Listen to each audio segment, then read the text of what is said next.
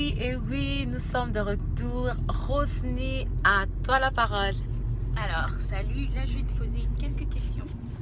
La première, c'est, en fait, tu es victime de beaucoup de dires des gens qui disent des choses sur toi, qui ne te connaissent pas et des choses qui sont forcément pas vraies sur toi. Mais je me demande après comment tu fais pour gérer tout ça, comment tu fais pour rester toi face à tous ces problèmes et à tous ces dires des gens. Oh là là. C'est ma première question. Ok. Alors, par rapport à cette question, moi je calque ma vie sur la vie de Christ. Hein? C'est pourquoi je suis appelée enfant de Dieu. Jésus est venu sur cette terre faisant du bien partout, c'est ce que la Bible nous dit. Et les siens ne l'ont pas reçu. Ça veut dire qu'on n'a même pas vu en lui ce qu'il était. Et ça n'a pas empêché à Christ d'aller à la croix parce que c'est pour ça qu'il était venu sur cette terre. Et moi, je me dis, par rapport à toutes ces choses que j'entends sur moi, aussi longtemps que je ne me reproche de rien, je continue à tracer mon chemin. Mais si j'entends quelque chose qui rencontre une faiblesse quelque part, tout ce que je peux faire, c'est retourner vers le Seigneur, fléchir mes genoux, demander pardon à Dieu, me repentir. Donc voilà, j'ai deux attitudes. Soit c'est ça, et je vais demander pardon à Dieu, soit c'est pas ça, je continue mon chemin. D'ailleurs, Christ l'a dit, le serviteur n'est pas plus grand que le maître. Waouh, ça c'est très édifiant, merci. Alors ma deuxième question, tu es un exemple pour beaucoup de jeunes filles qui s'élancent dans ces ministères. Et quels sont vraiment les conseils que tu peux prodiguer à toutes ces filles qui veulent suivre ton chemin ou qui veulent même être plus que toi, faire mieux que toi? Quels sont les conseils que tu peux leur prodiguer? Alors, je ne peux donner que ce que j'ai, c'est ce que la Bible dit, on ne donne que ce qu'on a. Moi, je pense que la première des choses qui a caractérisé mon ministère, c'était le fait que, en servant le Seigneur, je ne suis pas venue avec une idée d'être connue dans le monde. Ça, c'était vraiment la pensée que j'avais. C'était d'abord servir Dieu, ensuite servir Dieu et encore servir Dieu. Et tout ce qui est arrivé dans ma vie, c'était, comme on dit, des surprises agréables. Et ce sont des choses que Dieu a décidé de faire dans ma vie. Et ça me surprenait. Il y a des choses qui me surprenaient. Comme ça, je disais, oh, je ne m'attendais pas. Donc, le premier conseil que je vais donner à toutes ces personnes qui se lancent dans la musique ou dans le service par la musique, j'aimerais vous dire, ne venez pas pour chercher ce que la main du Seigneur donne. Venez pour chercher ce que Dieu est pour vous. Et en ayant Dieu en vous, et vous avez tout ce que Dieu a. Vous voyez? Et ça, c'est vraiment le premier conseil. Le deuxième conseil, c'est de garder son cœur plus que toute autre chose. Parce que c'est avec notre cœur que nous chantons. Mais quand nous avons nous sommes en conflit avec nous-mêmes. On ne s'accepte pas. On veut ressembler à l'autre. Ça, c'est déjà un problème au niveau du cœur qui ne permet pas d'aller plus loin. Alors, on va se retrouver quelque part en train de vouloir toujours se comparer, mais vraiment dans un sens très négatif.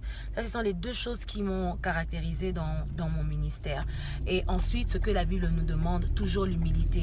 Peu importe tout ce que nous avons comme capacité, qu'on soit comme Jean qui pouvait dire que je diminue et que Christ croisse.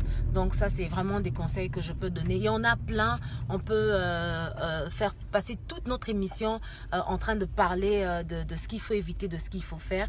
Mais ça, pour moi, ce sont les trois choses qui restent dans mon cœur, avec lesquelles je continue à poursuivre mon chemin avec le Seigneur. Voilà, que Dieu te bénisse. Merci Roca. Et là, notre frère Fanfan Gamboulou est en train de conduire. Donc, il va tenter de nous poser quelques questions en conduisant. Ben voilà, moi j'ai aussi deux questions. Bonjour à tout le monde. Bonjour. Bonsoir en tout cas pour ceux qui vont nous suivre le soir. Oui. Donc ma première question, c'est en rapport avec ton inspiration. Je sais que tu l'as déjà dit que c'est Dieu qui est ton inspiration. Mais en fait, moi je voulais que tu nous dises un peu les contextes dans lesquels tu es quand tu composes en fait, pour savoir plus ou moins en fait dans quel contexte tu composes tes chansons. D'accord, je crois que je l'avais déjà dit à la première émission, si je dois dire ça ainsi. D'abord, la source d'inspiration, c'est la parole de Dieu. Ça, c'est acquis, hein, d'office. Maintenant, les circonstances sont différentes. Deux fois, c'est pendant la prédication. pendant que le pasteur est en train de prêcher sur un sujet, le pasteur peut dire juste une phrase et cette phrase résonne et on peut partir de cette phrase pour écrire d'autres phrases à Dieu. Et si on a la grâce, on peut avoir les phrases et la mélodie directement. Ça, c'est un contexte bien précis. Deuxièmement, c'est pendant la prière, on est en train d'adorer le Seigneur, on lui dit des choses et on sent que ce qu'on vient de dire est poignant, captivant. Et du coup, paf, on peut aussi partir de là pour composer. Je parle de moi, par exemple, quand j'ai composé une chanson comme Brise-moi. Brise-moi, c'est une chanson qui est venue pendant que je traversais des moments difficiles, mais en même temps, je lisais la vie de Job. Et j'ai trouvé dans un passage de Job, je crois que c'est 9, où Job disait, c'est toi qui m'as créé, mais il t'a plu de nouveau de me réduire en poussière.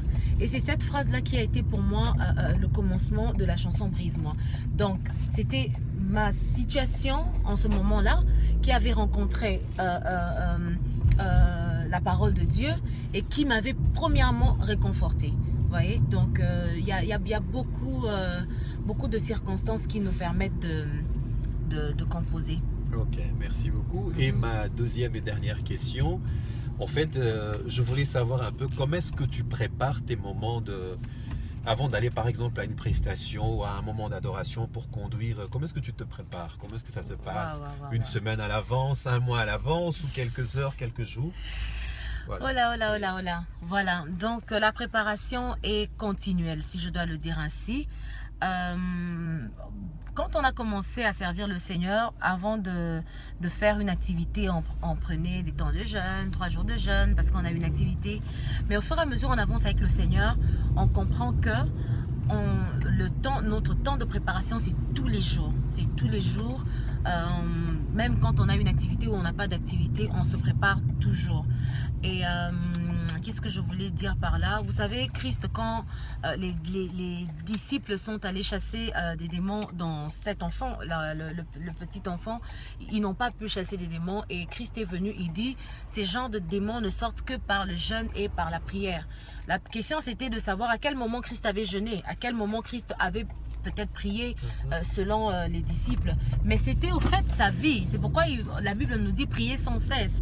Donc c'est vraiment le mode de vie. Je crois que ma préparation est un peu dans ce sens-là, ce qui fait qu'à tout moment, on peut me demander d'aller chanter à tout moment. Je peux être en train de conduire, on me dit Sœur Sandra, on a besoin de toi.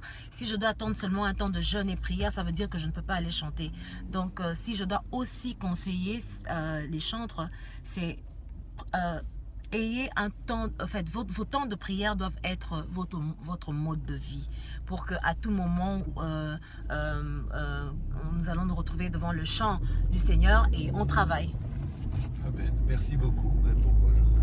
Ok, voilà, à vous la parole mes amis. Donc vos questions sont toujours les bienvenues comme je vous ai dit. Et voilà, bientôt ça sera à vous la parole à Jobourg et ensuite à Cape Town. Préparez-vous à la prochaine édition. Que Dieu vous bénisse. Bye. Bye. Au revoir.